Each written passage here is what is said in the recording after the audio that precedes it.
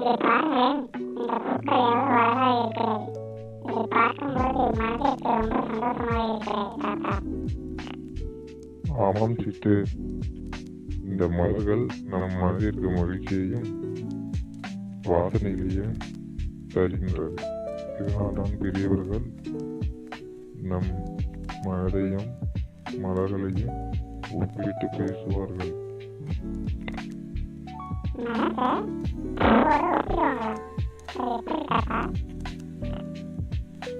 சிட்டு, உனக்கு புரியும்படி சொல்றேன் கேளு. ஒரு கதை சொல்றேன், அதை சொன்னா நீ புரிஞ்சுக்குவ. இந்த ஊர்ல கதிர் மாறன்னு ஒரு 2 நண்பர்கள் இருந்தாங்க. அந்த கதிர் எல்லாத்துக்கும் உதவி செய்வோம், எல்லாத்துக்கிட்டையும் அன்பா பேசுவோம்.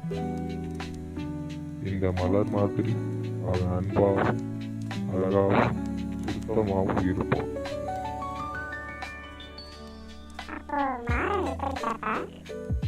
மாறன் எப்போதுமே கோபப்படுவான், மற்றவங்க மேல பொறாமப்படுவான். அவனோட மனசு முழுக்க கல்லும் முள்ளும் நிறைஞ்ச மாதிரி இருக்கும். ஒரு நாள் 2 பேரும் காட்டு வழியா போகும்போது ஒரு வயசான தாத்தா தாகத்தால மயங்கி விழுந்து கிடந்தார்.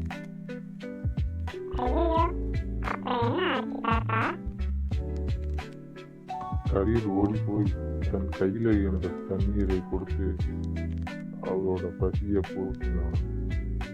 கதிர் செஞ்ச இந்த உதவியால அந்த பெரியவர் காப்பாற்றப்பட்டார்.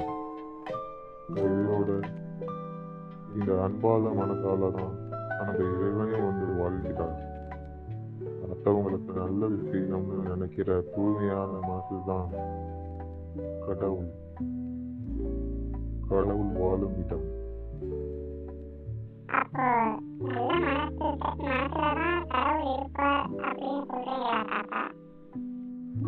அதேதான் சிட்டு, இதுதான் உலக பொதுமறை தந்த திருவள்ளுவர் தன்னுடைய 3வது குறள்ல சொல்லியிருக்கிறார்.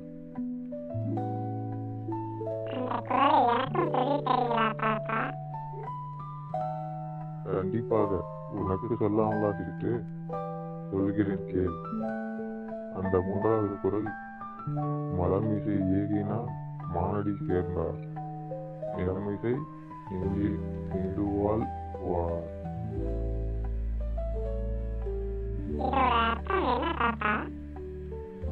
மலர்மிசை ஏகினார் அப்படின்னா நம்முடைய அன்பான தூய்மையான மனமாகி மலரில் வீட்டு இருக்கும் இறைவன் மானடி சேர்ந்தார்.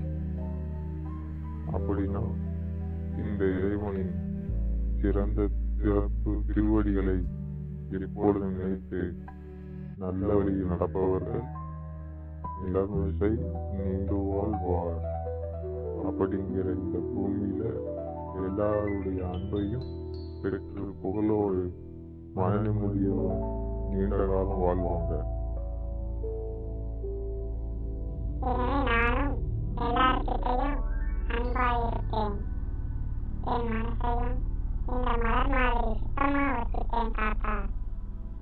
ரொம்ப மகிழ்ச்சி சிட்டு. நல்ல எண்ணங்களோடு வாழ்றதுதான் உண்மையான வாழ்க்கை.